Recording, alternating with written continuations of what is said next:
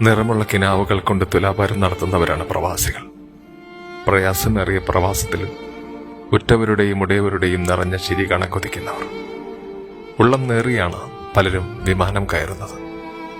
മക്കളെ ലാളിച്ച് കൊതി തീരാതെ, പ്രിയതമയെ സ്നേഹിച്ചു മതി വരാതെ, താങ്ങും തണലുമായ മാതാപിതാക്കളെ പിരിഞ്ഞു പോരുമ്പോൾ ഉള്ളുരുകുമ്പോഴും ചിരിച്ചു നിൽക്കുന്നവർ.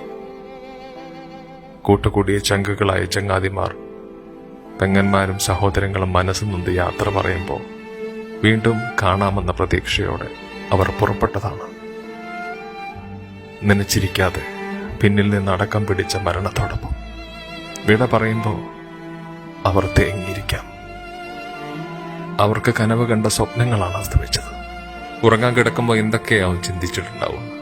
അടുത്ത അവധിക്കാലത്തുള്ള ദൂരം, അച്ഛൻ, അമ്മ, സഹോദരങ്ങൾ, ഭാര്യ, മക്കൾ, നടക്കാൻ പോകുന്ന വിവാഹം, പിറക്കാൻ പോകുന്ന കുഞ്ഞ്, പണിതീരാത്ത വീട്, അങ്ങനെ പ്രവാസത്തിന്റെ ഓരോ രാവുകളും പുലരാൻ പോകുന്ന സ്വപ്നങ്ങളാണെന്ന് പ്രവാസിയായി എനിക്കറിയാം.